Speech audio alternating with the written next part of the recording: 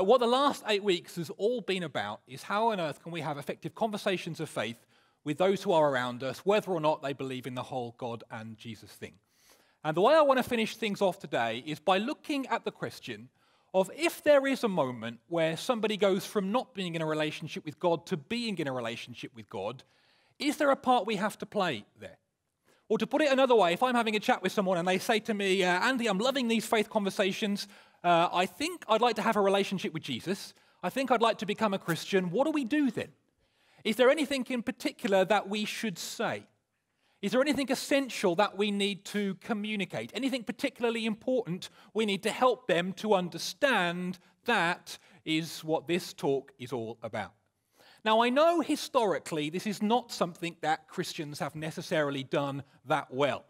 I was amused by an anecdote I heard by Eugene Peterson.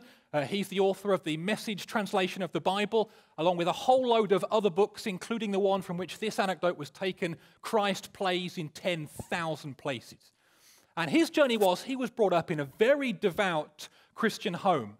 And at senior school, he was very badly physically and verbally bullied for being a Christian by another boy by the name of Garrison Johns. And Eugene writes this: I arrived home most days bruised and humiliated. My mother told me this had always been the way of Christians in the world, and I had better get used to it. She also said I was supposed to pray for him. One day I was with 7 or 8 friends when Garrison caught up with us and started jabbing me. That's when it happened. Something snapped. For a moment, the Bible verses disappeared from my consciousness, and I grabbed Garrison. To my surprise and his, I was stronger than he was. I wrestled him to the ground, sat on his chest, pinned his arms to the ground with my knees, and he was helpless at my mercy. It was too good to be true. I hit him in the face with my fists. It felt good, and I hit him again. Blood spurted from his nose, a lovely crimson in the snow. I hit him again, more blood. Then my Christian training reasserted itself. I said, say, I believe in Jesus Christ as my Lord and Savior. He wouldn't say it, so I hit him again. More blood. I tried again. Say, I believe in Jesus Christ as my Lord and Savior. And he said it. Garrison Johns was my first Christian convert. That's the guy who wrote the Bible saying that. Now, I know we laugh. You don't need me to tell you that's not the way to do it. But I think in some ways there is a perception, at least, that that's the way Christians have approached this particular area of faith conversations. That we hit people over the head with a message they don't really want to hear until they parrot a prayer that they don't really mean, and then we think our work is done. There's got to be a better way than that. And that's part of what this series has all been about. I read another interesting article in World magazine by a leader by the name of Mike Bechtel. And he's written a whole load of books, including one called Evangelism for the Rest of Us, which you may want to take a look at. And he describes a true story where a friend of his walked down a busy high street in his lunch hour, and he went up to women that he did not know, and he asked them to kiss him. And he wanted to find out how many women would it take before he could find a stranger to give him a kiss. Well, as you can imagine, he was insulted, he was ignored, he was cursed. 2 women slapped him in the face. But number 98 turned out to be his lucky number. After 97 rejections, the 98th strange woman he approached, strange woman in more ways than one in my opinion, agreed to give him a kiss. Now, just as a small pastoral aside, I can see some of the men thinking, oh goody, I could have a girlfriend by Thursday. No, it's not the way it works. This may be the way that Ross and Joy got together, but they're the exception, not the rule, okay? Now, what Mike Bechtel says is this. That guy could have gone home that night and said, yes, the strategy works. I got a woman to kiss me. I'll do it again tomorrow. If he did that, he would be failing to take into account the other 97 women who went away from that day more hard-hearted, more cynical, more wary about men approaching them on the street than they otherwise would have been. Same with the message about Jesus. Actually, sometimes we can stand on street corners and preach a message that people don't really want to hear. And now and then there's a success story. Someone actually wants a faith conversation. They think, yeah, I think I do want a relationship with Jesus. And we walk away thinking, yes, the strategy works. And we forget to take into account the other 97 plus people who walked away from that encounter more cynical, more hard-hearted, more wary about faith conversations than they otherwise might have been. There's got to be a better way. And one of the things we've emphasized in a number of different ways through this series that I felt I should emphasize again today, particularly on an issue like this, going from not being in a relationship with God to being in a relationship with God, is that we want to get away from what I would call an in-out mentality, that you're either in a relationship with God or you're out of one. I'm not sure that's an appropriate way to respond to something as organic and undefinable as a relationship. For example, I wonder if there's anyone here that can pinpoint the moment when an acquaintance becomes a friend. I know I can't. And similarly, just as my relationships differ with different kinds of people, so my relationship with individuals can grow shallower or deeper over time depending on how I live. For example, if I said to my wife Joy this evening, "Look, Joy, 6 years ago on our wedding day, I told you I loved you. Can we not assume that unless I say otherwise, I love you, save me saying it all the time?" She would kill me. Now, in reality, the things I do to get into relationship with Joy, spending time with her, getting to know her, telling her I love her, are the same things I do to deepen my relationship with Joy. It's the same with relationship with Jesus.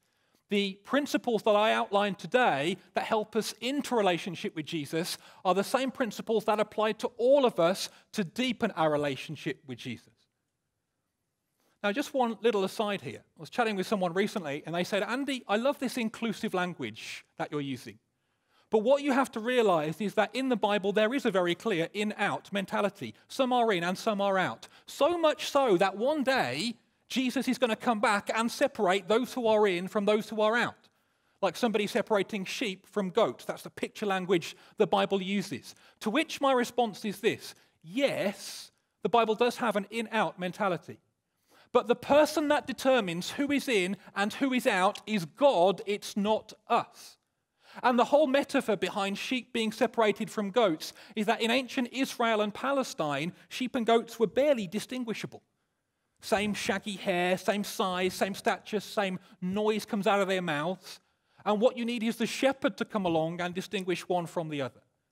In the same way, it's not our job to say, yeah, you over there, you're out and you're in. And those of you who are out need to be where I'm at in. No, it's much more complex than that. And actually our encouragement through this series is to encourage everyone to take steps closer to Jesus wherever you're at in your faith journey, including and especially myself. And so what I unpack today actually applies to all of us wherever we're at right now. I thought that was important to say at the outset of the talk. Now, rather than looking at a whole passage today, we're actually going to look at one verse in the Bible, which is Romans chapter 10 and verse 9, which says this on the screen behind me. If you confess with your mouth Jesus is Lord and believe in your heart that God raised him from the dead, you will be saved. And from this verse, I want to draw 3 points that I would use if I was having a conversation with someone who'd ask me the question, "Andy, I think I'd like a relationship with Jesus. What should I do?" And I want to hang these 3 points on 3 words, which I hope form a useful memory tool for you as you inevitably have these faith conversations in due course. And these 3 words are sorry, thank you, and please. So let's start with the word sorry. If you confess with your mouth that Jesus is Lord and believe in your heart that God raised him from the dead, you will be saved. Part of the point is that if I want to be saved, first of all, I have to come to the point where I think I need saving from something. If I don't think I need saving or I don't want to be saved from anything, quite frankly, I don't want or I don't need Jesus. And I want to show you a 2.5-minute video. It's actually a visual depiction of an illustration given by the philosopher Plato, mentored by Socrates. And just to be clear, Plato did not believe in the God of the Bible, and he lived many hundreds of years before Jesus existed. But this illustration actually played a very significant part in Alistair McGrath coming to a point of faith. He spoke 4 weeks ago in this series of talks we've been on back in early June. He's a philosopher, academic, professor, theologian, author. He's written The Dawkins Delusion, debated Dawkins in a number of public contexts. And this illustration is called Plato's Cave Illustration, or the Parable of the Cave. It's 2.5 minutes long, and we'll watch it now. Imagine prisoners that have spent their entire lives chained deep inside a cave. They have been chained so that they cannot see behind themselves, and they are forced to stare endlessly at the cave wall in front of them. Behind them, a fire is burning. And between the prisoners and the fire is a raised walkway. Now imagine that each day, a menagerie of objects crosses the walkway. Animals, and people carrying their wares to market.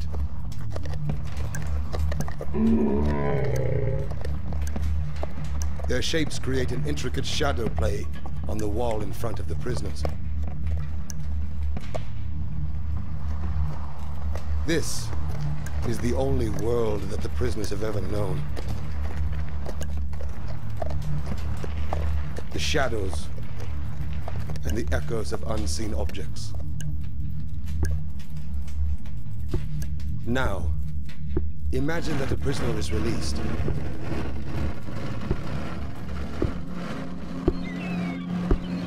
After some time adjusting to the blinding light,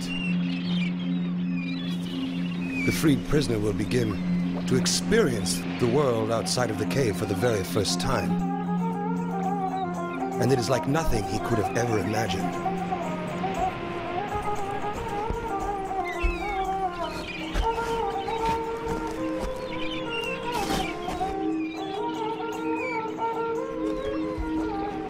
With his new perception of the world, the man will of course want to return to his friends to share his incredible discoveries. But the prisoners cannot recognize their old friend. He appears as all things do. His voice is a distorted echo, and his body is a grotesque shadow. They cannot understand his fantastic stories of the world outside of the cave. To them, it will never exist. This, of course, does not make the world outside of the cave any less real. Oh. Well, that was a bit deep and meaningful, wasn't it? Why did I show that? Well, there are a lot of people who think that this world is all there is. The atoms and molecules that I can see, hear, touch, taste, smell, that's it, nothing else. Materialists, rationalists would very much think that way.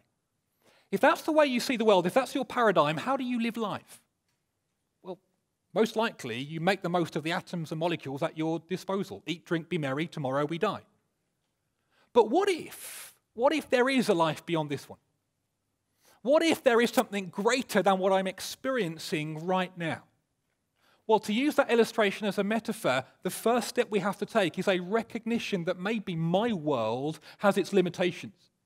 Maybe there is something greater. Metaphorically speaking, maybe in some ways I'm kind of in chains right now. That step of humility is a huge step towards having a relationship with God. And I referred to that illustration a number of times through the course of this talk. Let me put it another way. I'm sure many of you are aware of the parable of the prodigal son in Luke chapter 15. There'll be a few pictures from the ancient world of art through the last few centuries to depict the story in short form. A son comes to his father and says, basically, Dad, I wish you were dead so I could have the inheritance now to spend on whatever I want. Now, if my son came to me and dishonored me in that way, I would get angry, I would say no, and I'd want to discipline him. The father in this story, who represents God, doesn't do any of that. Interesting parental tactic, is it not? For him to say, okay, you have the money you want, you live the life that you want, however you want, you just go do what you think is best. And off the son goes and spends the money on whatever he wants. And at no point does the father come to the son in the middle of whatever he's doing, wild living or the like, and then haul him back home and explain all the mistakes that he's making. You know, sometimes I think the church has tried to behave like that. And generally speaking, I do not think it is the church's job to police the behavior of people outside of the church. But then comes this moment where the money, as it inevitably does, runs out. And the son is in poverty and squalor, eating with pigs, which for a Jew was unthinkable. And in that moment, there's this elusive line which says he comes to his senses. And he begins to think, maybe there is something better. Maybe my way of living isn't working for me. Maybe I'm better off with Father. And he begins the long journey back to his dad. And we don't find a dad who's all judgmental and, oh, I'll tell him I was right all along when he comes back to me. No, he's looking, he's longing, he's searching, he's waiting. For the son who's a long way off, he's just beginning to think, maybe I'd be better off with him. And then he runs to him, lavishes him with love, welcomes him back into the family. There is a lesson for us there. That actually there are a whole load of people who don't want faith conversations, and we should respect that. But we should be looking, longing, waiting for the moments when people begin to think, maybe my life isn't working for me. Maybe I'm in chains right now. We could have some wonderful faith conversations if we look for those moments. Think of one of my friends. Known him since I was 11 years old. And for over a decade of our lives and friendship together, we talked about faith conversations from all manner of different angles. And it seemed to make him more hardened to it all rather than less, and I didn't always do well. I guess I kind of Bible bashed him a couple of times where I shouldn't have. And we still talked about it now and then, but they decreased in their frequency and intensity, and we're just kind of good mates, really. And after a number of years being in London, we were in a pub in Fulham not so long ago. And we were just chatting, and he started to say, Andy, to be honest, I've seen the way you hang out with friends from Christchurch. And I've hung out with them from time to time. It's like the most fun I've ever had in London. I've got a job with loads of money. I've got loads of relationships that I've been in and out of. That's been fun. But life doesn't seem to be doing it for me in here. I'm wondering if there's something more. I'm thinking of maybe giving the whole Christianity thing a try. What do you think? I might be able to help with that, I kind of said. So I came out of that pub with the most wonderful faith conversations. And it wasn't because I had all the answers, but I don't have many of the answers at all. But it came out of a moment where a guy thought, maybe I'm in chains right now. Maybe I'm actually, the way I'm living my life isn't working for me. That's the first step towards having a relationship with God. Now, in reality, the Bible is much more brutal about the state of what's going on in our hearts. Let me just list how the Bible describes the state of what's going on inside our hearts. It'll come up on the screen behind me. It says we're alienated from God, blind, carnally or fleshly minded, corrupt, darkened, dead in sin, deceived, defiled and filthy, destitute of truth, disobedient, an enemy of God, evil, foolish, going astray, hateful, hypocritical, impenitent, malicious and envious, pleasure and world-loving, proud, refusing belief, rejecting truth, resisting God, guided by Satan, lovers of self, self-satisfied, a slave of sin, subordinating God, unconscious of bondage. That's an interesting one, given the Plato illustration. Unrighteous, vain in our imaginations. That's you, that is. And the first step towards having a relationship with God is a recognition things aren't right in there. But. That's not where we start. If someone comes to me and says, Andy, I think I'd like a relationship with Jesus, I don't start by saying, well, do you understand that you are filthy, defiled, evil, hateful, and guided by Satan? It's not the place to start. As Gandalf says to Frodo in Lord of the Rings, do not be so quick to deal out death and judgment, for even the very wisest cannot see all ends. Gandalf knew how to have a faith conversation. Actually, my experience would be the more I've walked with Jesus, the more I realize the darkness that is in my heart, not less. And I think that's the way it should be. If I look at the Apostle Paul, who wrote Romans 10:9 that we're looking at today, not long after he's had that dramatic encounter with Jesus and become a Christian, he writes this in 1 Corinthians 15:9, I am the least of the apostles. All the Christian leader folk, I'm the least of them. Well, that's commendable humility. Then a few years later, Ephesians 3 verse 8, he says, no, actually, I'm less than the least of all the saints. What's happened in his heart? It's not just the least of the leader people, all the Christians, I'm less than the least of them. And in the last two letters he writes before his death, 1 and 2 Timothy, 1 Timothy 1:15, I am the chief of sinners. Now, I don't know what's going on in Paul's heart, but I know that kind of equates to my experience. The longer I walk with Jesus, the more I think, golly, I really need saving from something. And actually, if somebody comes to me and says, Andy, I'm thinking of having a relationship with Jesus, can you help? Rather than convincing them how bad they are, I start by talking about myself. Here's the point I got to. Here's what I recognized about my own life and the way that I was living. One of the stones that the critics of Christianity throw at Christians is we're just so arrogant. When you say that your way is right and everybody else is wrong, how narrow-minded, what one-dimensional thinking, how arrogant to say you are right and everybody else is wrong, to which partly my response is this. Actually, the first step towards a relationship with Jesus is one of incredible humility. And it's my conviction that Christians should be amongst the most humble people on the face of the earth. I have been following a few atheists and celebrities on Twitter. And there seems to be a prevalent ideology out there which equates to this. There is no God. This life is all there is. So make the most of what you've got. Stop complaining and get on with your life. This is Richard Dawkins with the atheist advertising campaign from not so long ago. I have two problems with this ideology. The first problem comes from the pastor in me. I would hate to think that anybody has come to a child sold into the sex industry and said, stop complaining, just get on with your life. Morally, that conviction breaks down at that level.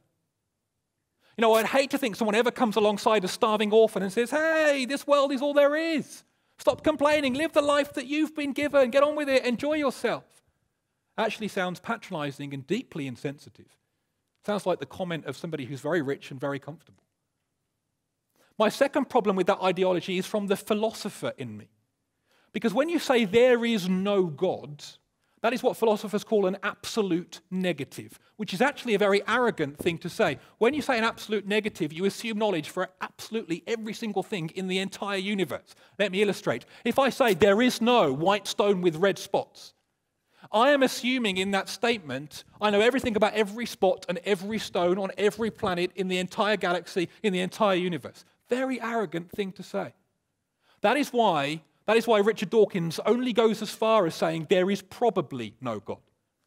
It's a little bit of humility. I don't know how sincere, to be honest, but a bit of humility that I commend nonetheless. Because if he just said there is no God, he'd open himself up to all manner of criticism. You're saying you know everything about the whole universe? It's a very different thing to come out with an absolute positive. There is a God. There is a white stone with red spots, because then you're just talking from your own experience. And so it's very different to say, actually, you know, I found this problem in here, and I think I found the answer. From my experience, I think God does exist. And actually, we can have those conversations with incredible humility when we start by recognizing, sorry. I recognize the sickness in my own heart. That's where I'd start the conversation. But then I'd move on to the thank you bit. You see, the message of the Christian faith is that while there's sickness in here, there is an answer to the sickness, and Romans chapter 10 and verse 9, the answer is Jesus. The last 2 decades of my life, I've had hundreds of faith conversations. Talked about evolution and dinosaurs and why would a loving God allow suffering, sex, sexuality, the Trinity, the authority of the Bible, other religions. I mean, you name it, I've had the conversations. Now, those conversations are really important. The only problem is the answer to those questions doesn't deal with the problem of the human heart in the way that Jesus does. That's why I love Alpha so much. If you've not done Alpha, you should really do it. Because one of the first things you talk about is who is Jesus. Why is Jesus so important? This is what Albert Einstein said. I am a Jew, but I am enthralled by the luminous figure of the Nazarene. No one can read the Gospels without feeling the actual presence of Jesus. His personality pulsates in every word. No myth is filled with such life. Why is Jesus such a big deal? Well, firstly, I'm going to bravely disagree with Einstein and say he was wrong. Jesus is no myth. He really existed. Even Richard Dawkins admits that. Any historian worth their salt admits that. My faith, at very worst, is placed in a human being that talked and walked on this earth 2,000 years ago. Jesus really existed. Secondly, though, Romans 10:9 talks about Jesus being risen from the dead. Why is that so significant? Well, I don't know whether you've noticed, it's quite hard to convince other people that you've come back from the dead, that you were dead and now you are alive again. Silly story, I'm sure many of you have heard it before, but this always comes to mind when I think about this. Story goes, probably made up, story goes, a woman looks out of her bedroom window and sees her German shepherd dog shaking the life out of her next door neighbor's rabbit. She thinks, oh no, what do I do? The neighbor's rabbit. So she runs downstairs, she grabs the broom, she hits the dog and gets the dog to drop the rabbit, looks at the rabbit is as dead can be. She thinks, what do I do? I'll try and cover it up. So she picks up the dead rabbit, takes it inside, she gives the dead rabbit a bath. She then blow dries the rabbit's fur to restore it to its original fluffiness, combs it back into place, creeps into the garden, pushes back a bush into the neighbor's garden, lifts up the hutch. Dead rabbit, now cleaned up, into the hutch. Goes back inside. A few hours later, the neighbor's back from shopping. She suddenly hears this scream. Ah! She runs into the garden. What's the problem? What's the problem? The neighbor goes, it's our rabbit. It's our rabbit. It died 2 weeks ago and we buried it and now it's back. Yeah, thanks for the laugh there. Appreciated that. Now, here's the point. Here's the point. When we look back 2,000 years ago, we can be guilty of what I would call chronological snobbery. We think, 2,000 years ago, without all our scientific advances, they just believed in fairy stories. Well, it's not actually true. 2,000 years ago, they were well aware that dead people tend to stay dead. So when they come back from the dead, they'd be, my rabbit kind of moment. And yet somehow Jesus got a whole load of people, hundreds if not thousands, to genuinely believe that he'd come back from the dead. I mean, even his brother James believed that Jesus had come back from the dead. Not an easy thing to do. Don't know whether you've noticed, to convince your brother that you're really God. I mean, just out of interest, put your hand nice and high if you've got a brother. Hands up. Okay, loads of hands right the way across the room. Okay, keep your hand up if you think your brother's God. I rest my case. Jesus somehow got his own brother to believe that he was God. Now, I don't have a brother, but I do have a brother-in-law. He's in this church, also called James. Let me tell you this. I've only known him 3 years, but I've already worked out he's not God. Somehow, Jesus got his own brother to believe he died and he came back to life again. Now, why is the risen from the dead bit so significant? Why is that so important? Why does Romans 10:9 talk about that? Well, if you remember the Michael Ramsden talk, actually in the morning meeting, he did 2 different talks a couple of weeks ago. We now vodcast as well. You can watch it or listen to it online. In the morning talk, he talked about how sin needs to be dealt with. If I've got a sin issue, what I need for that sin to be dealt with is justice and mercy. Let me illustrate. I've been really intrigued by the emotional response to the revelations about Jimmy Savile's life. If you're not aware who Jimmy Savile was, he was a celebrity, very popular celebrity in this country, died not so long ago. Since his death, there have been over 1,300, extraordinary figure, 1,300 allegations of sexual abuse against children. Really dark stuff. Why am I intrigued? Well, I still remember the moment live on national television back in the 1980s when Jimmy Savile said words to the effect of this: if God does exist, if God really is real, I'd expect him to be so loving and so forgiving, he'd just let anyone into relationship with him. He'd let anyone into heaven. He'd just love everyone. And people started to clap and cheer. I have not observed one iota of that sentiment since the revelations about his life emerged. Why? There's this innate thirst for justice. We want God to deal with stuff like that. Here's our problem. If I want God to deal with that, then I need judging too. The sin in my heart needs judging. I don't fancy that so much. So what I need is justice, but mercy, forgiveness for me. That's where the cross comes in. That's why that we sing about the cross. That's why we love the cross so much. Because at the cross, you've got Jesus taking the punishment for sin. If you've watched the Passion of the Christ movie, you can see how brutal God seems to view sin, by the agonizing death that Jesus dies. But at the same time, if I accept the substitution, if I look at his life and say, no, I want him to take my place and take the punishment I deserved, then I get to be forgiven. I get to go free. You get justice and you get mercy. Here's the problem. Justice and mercy are not enough to deal with the problem in the human heart. Let me make it clear. The cross is not enough. Let me illustrate why. My wife Joy has just gone back to work after 9 months maternity leave. So every Monday, I am the sole carer for 2 children under 3. Tomorrow is a daddy daycare day. Think of me. It's been fun, let me tell you. A couple of weeks ago, we were having lunch together, and Brody, my 2-year-old boy, was eating spaghetti hoops. And Brody decided that Teddy should eat some spaghetti hoops as well. So he picked up Teddy and he started ramming Teddy's face into these spaghetti hoops. Well, we had spaghetti hoops over his clothes, over the floor, over the table. It was just mess everywhere. So I knelt down and I said, Brody, we can't make mess anymore. I'm going to take the Teddy off you. Well, that's when it all kicked off. We had shouting, we had screaming, we had punching, we had kicking. I want Teddy, I need Teddy, give me Teddy. So I thought, well, I know my Bible well, I'll try mercy, then I'll try justice if that doesn't work. So I knelt down and I said, Brody, we can't make any more mess, but I will forgive you. You can have Teddy back if he eats no more spaghetti hoops. Okay, Daddy, thank you, Daddy, takes Teddy back. He was happy for 30 seconds. Within 30 seconds, Teddy was eating spaghetti hoops again. We had more mess. You see, what forgiveness does is it made him feel nice. It let him off, but it didn't change his heart. So I thought, well, let's try justice. So I took Teddy off Brody. It all kicked off again. Shouting, screaming, punching, kicking. I want Teddy. I need Teddy. Give me Teddy. So I took Teddy and said, oh, you want Teddy, do you? You want Teddy? Took a pair of scissors from the table, put them around Teddy's neck. I said, if you ever want to see Teddy alive again, eat your spaghetti!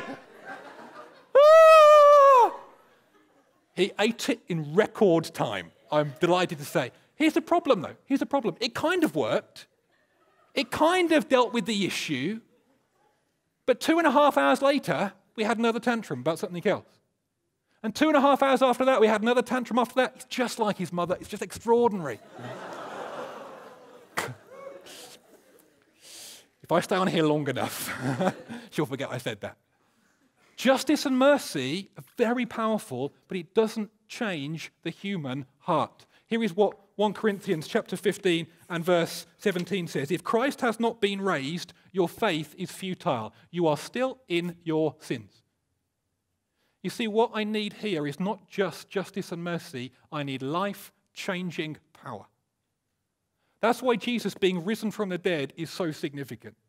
I am acknowledging in that confession, I think you are the only one who's got the life-changing power to revitalize what's going on in here, the darkness and the death that's found there.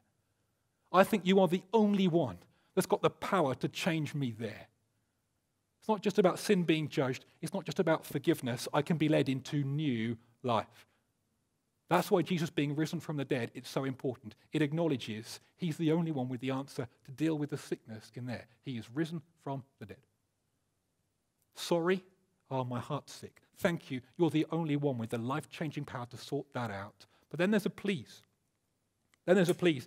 You see, to quote Romans 10:9, Jesus needs to be Lord. It's not just a good bloke with some things to say. And what it means is not just about saying, oh no, I'm sorry for the way I have been living, but now I want to submit myself to your way. You're God, I'm not. I trust that you know best. Now, the church doesn't always describe this well. The way we come across is that, well, now you're a Christian, you've got to read the Bible and pray and go to church and give your money and save sex for marriage and forgive your enemies and practice hospitality and so on and so forth. Sounds so heavy and lifeless and burdensome. When in reality, it's like actually being led out of the cave. Maybe a bit nerve-wracking, what am I going to find? But I'm led into a qualitatively better and different kind of life. I'm a big fan of football. Let's imagine a few of us are playing football, and I decide the rules are there are no rules. Well, very quickly, the game would obviously become a farce. People would dribble the ball for miles just to keep possession. People would injure the opposition to get an unfair advantage. We'd dribble behind the goal to find novel ways of scoring. We all know that if the game is to be enjoyed to its fullest potential, I need to submit myself to the Creator's instructions. It's like that with Jesus. Actually, following Jesus is best when I submit myself to his guidelines. Sometimes that can be frustrating. You're watching a football game and there's that moment when your team's on the attack and the ball goes out of play for a goal kick and it's like, oh. Well, following Jesus is sometimes, oh. Let me illustrate. Following Jesus, and I suddenly read it's, I should be generous with my possessions. I should give generously. And I think, oh, don't fancy that. Much rather hold on to all my stuff rather than give it away. But no, I'm going to say that I trust that you know best. So though it feels, I'm going to do it. And as I give generously, the strangest thing happens in here. I see the joy on other people's faces as they receive. And I think, wow, that creates an emotion I wasn't expecting. I suddenly think, wow, I'm increasingly free from materialism and greed. Oh, wow, despite the moment, it's like I'm led out of the cave. And I'm letting Jesus lead me into a qualitatively different kind of life. Now, of course, there are always moments when I decide I want the ball back. I want to play by my rules. When I do that, I usually end up with broken relationships or breaking myself or breaking something. So what do I do then? Sorry, thank you, please. Oh, God, sorry. Messed up again. Forgive me. Thank you that you're the one with the life-changing power to change what's in there. Please now give me the strength and perseverance to walk into all that you have for me. And so sorry, thank you, please is not a one-off prayer to get me into heaven. It's actually a model for a dynamic relationship with Jesus where I increasingly walk into all that he has for me. The moment I become a Christian is sometimes being described as being born again. Well, just like a baby has to grow and it can increasingly do more, that's what I found. Like there's moments. But increasingly, as I submit myself to him, as I make him Lord, I increasingly walk into fullness and freedom and a different kind of life. That is the life that Jesus offers. Last illustration. Was fascinated by a story I read on the BBC website about a group of Indian children who were born with a name and given the name Nakusha by their parents. Nakusha means unwanted. Parents wanted boys, they had girls, they named them unwanted. Imagine your identity. You're in the playground at school. What's your name? I'm unwanted. And these girls went through what was a legal name-changing ceremony last year. One of those girls called herself Ray of Light. Another girl called herself Very Tough. And that will change the way that you see yourself, you see your world, you see your future. Why? There's a legal change in what's happened to you. It's a little metaphor for what happens to us in Jesus. I start relationship with him, there's a legal change in my status before God. Forgiven. Adopted son and daughter. Now, when that change has happened, well, that change is secure. It's a legal piece of paper. To use the illustration, why would those girls, if I'm now Ray of Light, why would I want to go and live unwanted anymore? It's the same for us as Christians. If I've been changed, if God offers me a different kind of life, why would I want to go and live, metaphorically speaking, in slavery anymore? Why would I want to live unwanted when I can live like a ray of light? That's the life that Jesus offers us. Sorry, thank you, please. And what I've been building up to is this. Forget sorry, thank you, please if you want. Forget the rest of this series if you want. But remember this. Listen to this. Concentrate on this. The most effective faith conversation that any of us can have with anyone around us is this. It's about what Jesus has done in our life. It's about the change that has happened to us. I will never have all the answers. I'll never have a mind like some of the most brilliant professors around the world today. I can't out-argue everybody. I'll never be able to out-apologize, theologize, philosophize everybody. But what I can talk about is this, is how Jesus has changed me. That is what I was like. But I got life-changing power, and this is what my life is like now. Many of us in this room right now have that story. I want to encourage you to practice it, talk about it. Find ways of drip-feeding it into the conversations with people around you. When there are people who think, maybe I'm in chains right now. They're struggling. They're lonely. They're afraid.